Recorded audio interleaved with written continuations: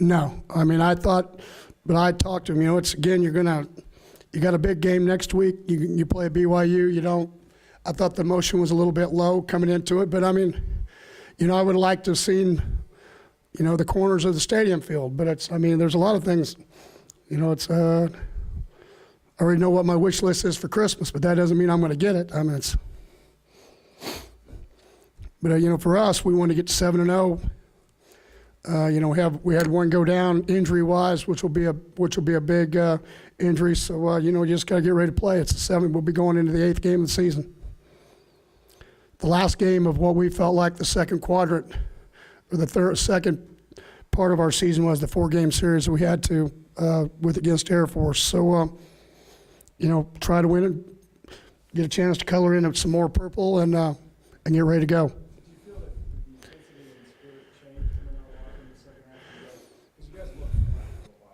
Well, I didn't know. I think they stopped us. Defensively, we did what we needed to do. Again, it's young quarterback.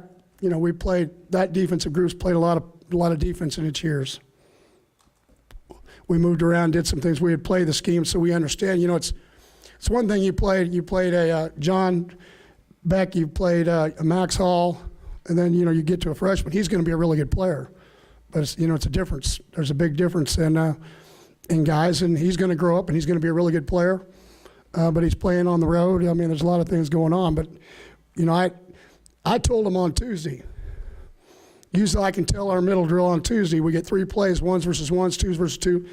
I didn't hear anybody hit anybody in the mouth. You got to get ready to play. You got to get ready every week. So for us, because the thing I don't like is that usually when you don't have a lot of emotion, then people get hurt, and we had some people get hurt early. Hopefully that doesn't cost us down the road.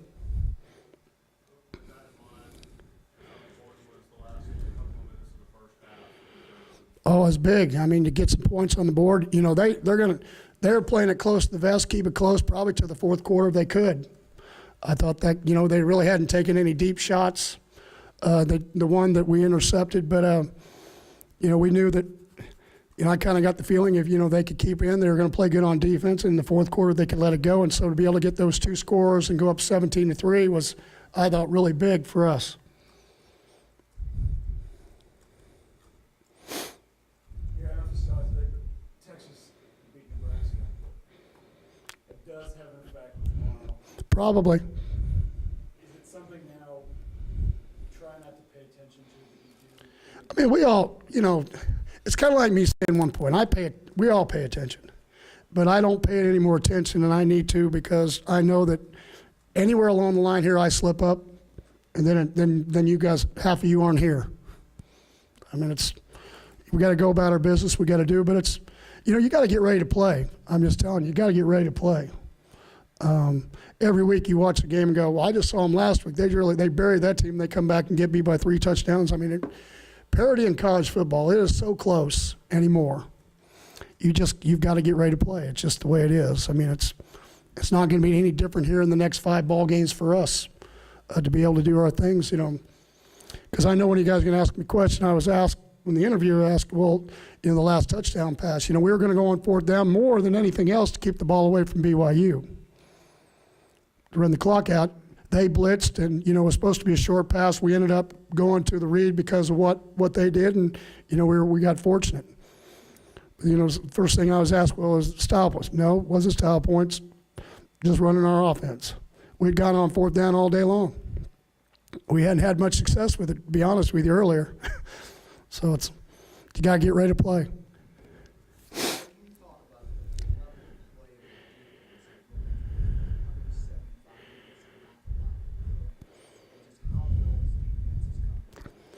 Well, they're paying attention, and obviously there's some accountability, and there's some pride about what we've done. That, like I've said before, we finally, I think since 2005, and we've been before, I think ever since 2005. Last year we had like 4 or 5 of our pro guys come back the week of the BYU game and come back and talk to our kids. Today, Darrell Washington on off week came back from Arizona. They have a lot of pride in being able to watch the guys, our guys play and what we do and how we do things. And, it's fun to watch that, because it was new players. We played some freshmen. Again, if you noticed, it's not all about getting all out. We ran the twos in for a couple of series, both offense and defense at the end of the game to make sure that we didn't get anybody else hurt and to be able and they played well. And I think anytime you can do that and keep working forward, because then those guys take pride, just like they did last week. I think they gained some confidence going in the ball game against Wyoming and stopping Wyoming, even though they drove the ball.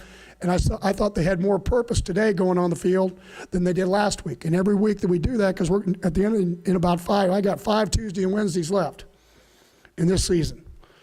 And then some of those seniors are going to be gone, and how are the next guys going to grow up? And and that it gives them a lot of confidence to know they've come in, play against good people. I consider BYU good people, and play at a high level. Coach, the next 2 weeks, 3 weeks, you face 2 ranked teams. What's the most important thing I think you have to do to get ready for all 3 of the games? Just find a way to win. This is not our first rodeo. It's not the first time that we've been undefeated. It's not the first time we've played ranked teams. It's not the first time we've ever been in this part of the schedule, and there's been a lot on the line to do so. The best way to take care of your business is not worry about everything else that's going on and just focus on the team. I mean, I've already got, as soon as I walk in my office, I already got a folder on Air Force. My computer's ready to go with the cut-ups, and I'm taking them home. Simple. I mean, I got 3 weeks. I've got 3 really good football teams coming up here. One, because you got to go on the road to UNLV and play in them at night. You've got Air Force, can run the ball all day long if you don't stop it, and we don't control the ball and score more points than what we did today and how we did things, and we're going to be in a lot of trouble. And you got to play great on special teams. And then Utah, just watched a little bit. I've watched Utah. Utah might have the best team that I've seen them have since I've been here. Even the team that beat us that went on to play Alabama. And we got to play them there. So we got a lot of football to play. Right now, I'm going to focus on those guys up in Colorado Springs. We'll start on those guys tomorrow. I'll briefly watch this game a little bit, and I will be on to those guys that motion from everywhere and run it from everywhere and throw it from everywhere. So I think they're where are they ranked? Aren't they? If they're not, aren't they the #1 rushing team in the country? So we got a little work to do.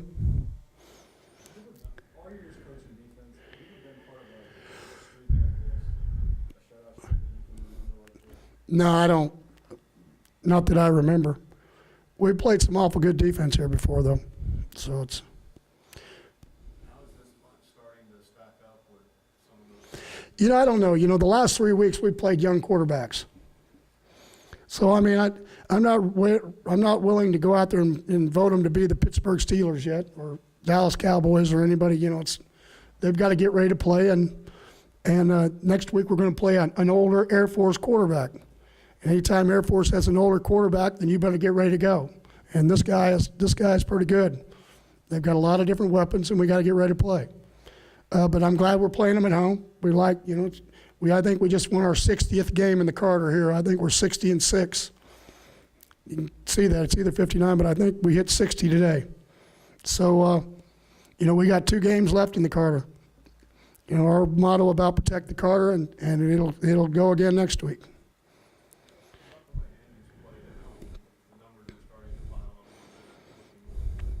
They are, but I didn't think he especially played well today. We did what we needed to do, but I didn't. There's good numbers, but I didn't. For as many times, they had 21 plays and had 12 yards at halftime, and we only had 17 points. So you got to give BYU credit for holding us 17 points, and you'd have to say that because they were keeping us, they had so many people, and they were playing great run defense that we should have been able to attack them a little bit better in the passing game. So, but I mean, again, I judge quarterbacks by W's and L's, and right now he's 7-0. So I mean, key to it is if he holds a streak next week, he's going to come back and play great. So I'm not even going to have any worries. I won't even be able to win Tuesday. Just come and ask me at media lunch.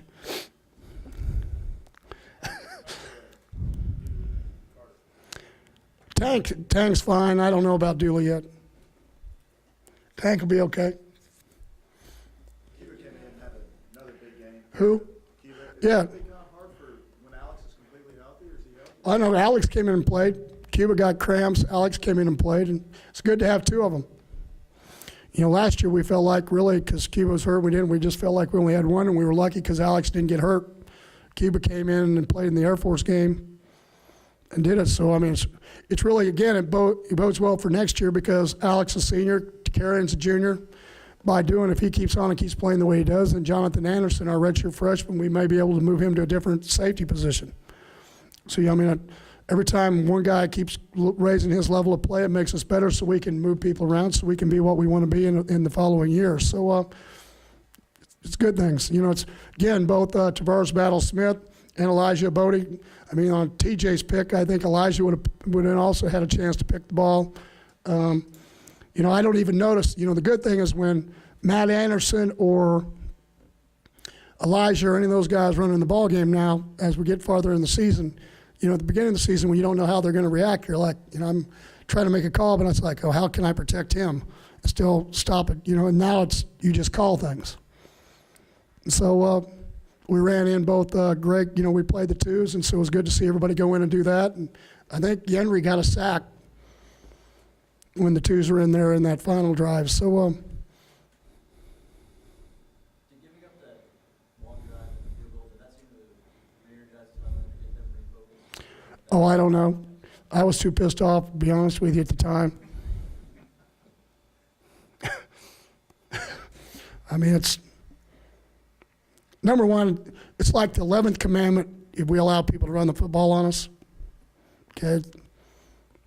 I think you'll ask our offensive coaches, do great, we could win, but if we allow a lot of rushing yards, then I'm not real happy.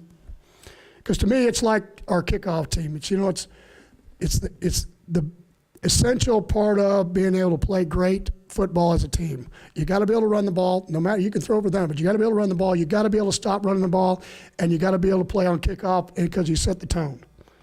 Because nobody likes to run down and have people trying to take full speed and try to hit you. You find out the temperament of your team, how physical you are, how you do things. And, you know, we ran well down on kickoff until the last one.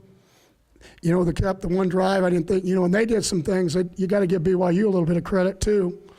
On it, you know, Correa ran hard and they blocked. You know, we had to change up a couple things we needed to do in our front, and we stopped them the next drive in the fourth quarter. But, you know, at some point in time, it can't be about a call. You got to be able to go hit somebody else in the mouth. You got to go do it yourself. So.